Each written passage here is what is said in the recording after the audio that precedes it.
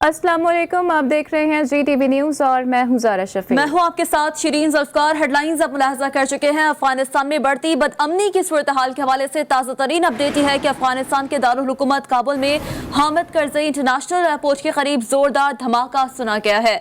धमाके की आवाज़ दूर दूर तक सुनी गई। धमाके के बाद धुआं उठता देखा जा सकता है। अफगान मीडिया के मुताबिक एयरपोर्ट पर रॉकेट हमला किया गया और रॉकेट एयरपोर्ट के करीब एक घर पर गिरा। अमरीकी सदर जो बाइडेन ने गुज़िश्ता रोज ये खदशा जाहिर किया था कि 24 से 36 घंटे के दौरान काबुल एयरपोर्ट के करीब धमाका हो सकता है और सदर जो बाइडेन के खदशे के अगले ही दिन आज धमाका हुआ है। इससे कबल काबुल एयरपोर्ट के करीब 26 अगस्त को भी खुदकश धमाका हुआ था, जिनमें 170 अफराद हलाक हुए थे, जिनमें 13 अमरीकी फौजी भी शामिल थे, जबकि हलाक अफराद में बच्चे और खवातीन भी शामिल थीं। धुएं के काले बादल उठते हुए भी आप देख सकते हैं। ये अब से कुछ देर पहले के मनाजिर हैं। काबुल एयरपोर्ट के करीब जोरदार धमाका हुआ है। धमाके की आवाज़ दूर दूर तक सुनी गई है। काबुल एयरपोर्ट पर रॉकेट से हमला किया गया है। अफगान मीडिया भी इस बात की तस्दीक कर रहा है। साथ साथ अफगान मीडिया का यह भी कहना है कि काबुल एयरपोर्ट पर फेंका गया रॉकेट एक घर पर गिरा है।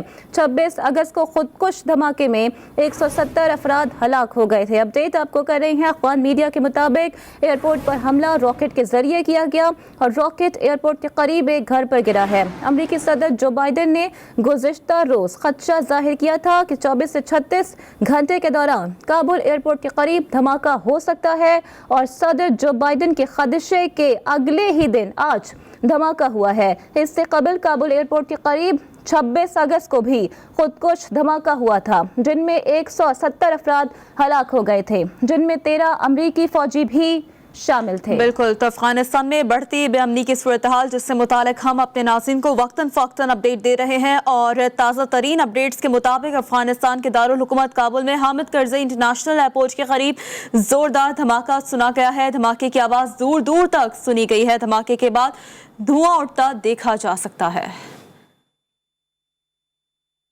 आगे बढ़ते हुए आपको बताते हैं, कुछ मुल्क की सियासत की भी बात कर लेते हैं। कराची के बाक़ी जिन्ना में पाकिस्तान डेमोक्रेटिक मूवमेंट के जलसे के लिए तैयारियां मुकम्मल कर ली गई हैं। सरबराह PDM मौलाना फजलुर रहमान और लीग की सदर शहबाज शरीफ समेत मरकजी क़यादत खिताब करेगी।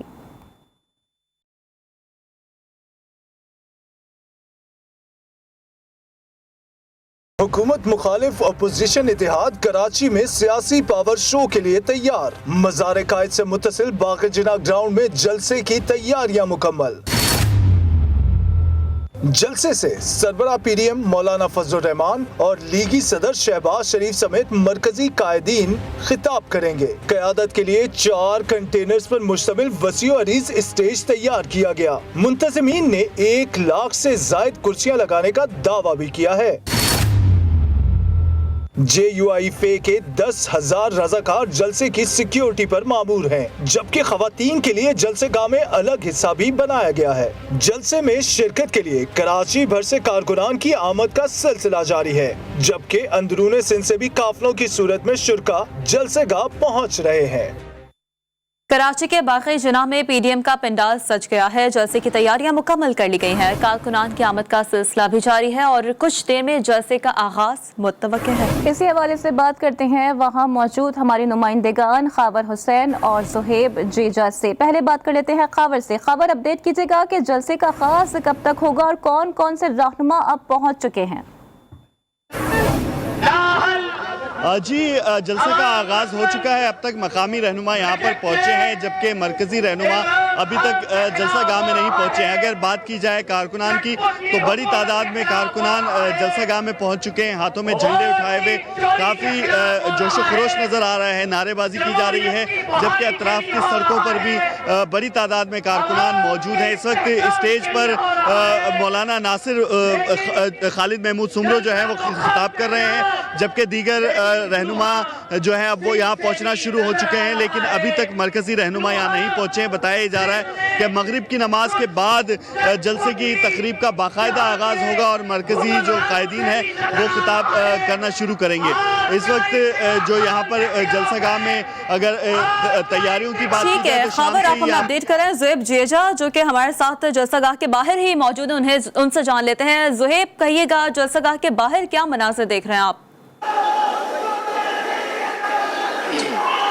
जी देखिए, बिल्कुल जो पीडीएम के कारकुनान हैं, जो पीडीएम के शुरका हैं, जो मुख्तलिफ सियासी पार्टियां जो इस जलसे में शामिल हैं, उनके जो कारकुनान हैं वो जोग दर जोग यहाँ पर अभी भी पहुंचने की कोशिश कर रहे हैं और छोटी बड़ी मुख्तलिफ इलाकों से जो निकलने वाली रैलियां हैं वो यहाँ पर कुछ पहुंच गई हैं और कुछ पहुंच भी रही हैं। जो इस वक्त जो दरवाज़ा है जहाँ से शुरका को जाने की इजाज़त है, वॉक थ्रू गेट थे जामे तलाशी के बाद, वहाँ पर अभी भी कारकुनान का एक जमे गफीर यहाँ पर लगा हुआ है। कारकुनान ने हाथों में झंडे उठाए रखे हैं और नारे लगाते हुए ये जलसा गाह में जो है वो शरीक हो रहे हैं। जलसा इस वक्त शुरू हो गया है और अगर सिक्योरिटी की हम बात करें तो बागे जना के खवातीन के हवाले से कैसी तैयारियां देखने में आ रही है और कितनी बड़ी तादाद खवातीन की वहां पर मौजूद है, क्योंकि उनकी मौजूदगी के हवाले से एक शुबा जाहिर किया जा रहा था।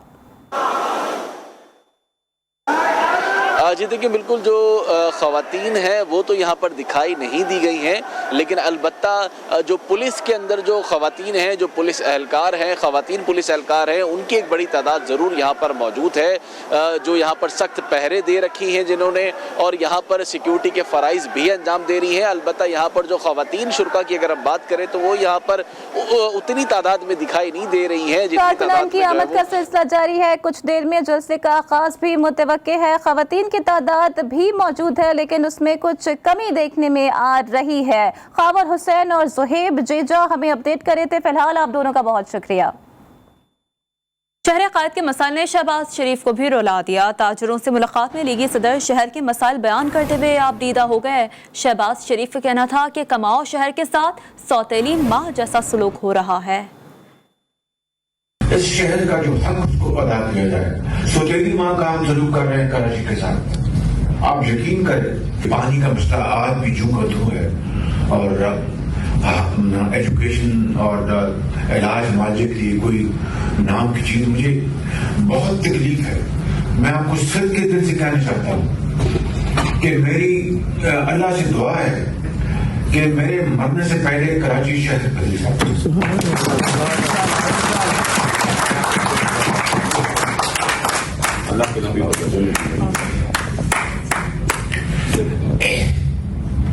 ये कायद का शहर है, ये पाकिस्तान का दिल है, ये कमाऊ शहर है। गवर्नर सिंध के एक तीर से दो सियासी शिकार। इमरान इस्माइल ने कराची में जलसे के नकाद पर पीडीएम क़यादत को तनकीद का निशाना बनाया। जलसे की इजाजत देने पर सिंध हुकूमत पर भी खूब गरजे और बरसे। जहाँ सिंध में स्कूल बंद कर दिए गए हैं, सिंध में रेस्टोरेंट बंद कर दिए गए हैं, सिंध में मॉल्स और शॉपिंग के ऊपर पाबंदी है, वहां पर जलसे की आज़ादी कैसे दी जा रही है? पहले ये पूरा जो आज जो चूंचू का मुरब्बा है उसमें पीपल्स पार्टी भी शामिल थी। अब पीपल्स पार्टी उससे बाहर है, वो उनको बुरा कह रहे हैं, वो उनको बुरा कह रहे हैं, उनके शहर में आके जलसा कर रहे हैं, वो इजाज़त दे रहे हैं, इजाज़त जलसे की दे रहे हैं, स्कूल खोलने की इजाज़त नहीं दे रहे।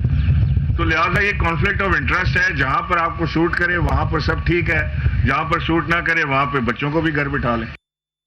वज़ीर आला सिंध मुराद अली शाह कहते हैं कि पीटीआई की हुकूमत 3 साल से मुल्क पर मुसल्लत है, अवाम को इस अरसे में कोई फायदा ना मिला। कराची में खुली कचहरी से खिताब में मुराद अली शाह का क्या कहना था, आपको सुनवाते हैं। हम कोई सेलेक्टेड नहीं है कि जिनको पता नहीं है कि क्या मसाइल है, इसलिए कि हमारे लोगों का, हमारे वुज़रा का, हमारे MP MNAs का आपसे बाकायदा रब्ता रहता है। क्या पिछले 3 साल में कोई फ़ायदा अवामुन्नास को मिला है इस हुकूमत से? आटा, चीनी, दाल, दूध, इनकी कीमतें कहाँ से कहाँ पहुँच गई हैं, दुगनी तिगनी हो गई है, लेकिन इनको सिर्फ अपना जश्न मनाने की ज़रूरत थी। पीडीएम क़यादत कराची में जलसा करने का शौक पूरा कर ले। अवाम जान चुके हैं कि हुकूमत से टकराना इनके बस की बात नहीं। रहनुमा पीपल्स पार्टी निसार खोड़ो ने पीडीएम का जलसा नाकाम होने की पेश गोई भी कर दी। मुकाबला पीडीएम का तो है पीटीआई से। जलसा तो पंजाब में होना चाहिए था जहां वो हैं। अब उन्होंने मेहरबानी की है कराची में, जिसमें कभी ख्वातीन को आने से मना करते हैं, कभी उनको इजाजत दे देते हैं। तो मैं सिर्फ आखिर में यही कह सकता हूं कि बड़ी देर लगी आने में तुमको, शुक्र है फिर भी आए। तो बात कोई नहीं करेंगे, पानी चुप, सेंसेस चुप, बेरोजगारी चुप, महंगाई चुप, उस पर बोलेंगे कुछ नहीं। अभी खबरों के सिलसिले को आगे बढ़ाते हैं। नरेंद्र मोदी की हुकूमत भारत को जमहूरियत में आगे ले जाने के बजाय पीछे ले गई। 6 साल में भारत जमहूरी ममालिक की दर्जाबंदी में 26 दर्जे नीचे आ गया है। इकोनॉमिस्ट इंटेलिजेंस यूनिट के मुताबिक भारत अपनी तनज़्ज़ुली के बाद जमहूरी इंडेक्स में इक्वाडोर, मोज़ाम्बिक और सर्बिया की सतह पर आ गया है। ईसाई, मुस्लिम और दीगर कौमियतों का मोदी की हिंदू जमहूरियत से एतबार उठने लगा। न्यूज़ स्टूडियो से फिलहाल इतना ही। बाखबर रहने के लिए देखते रहिए GTV न्यूज़।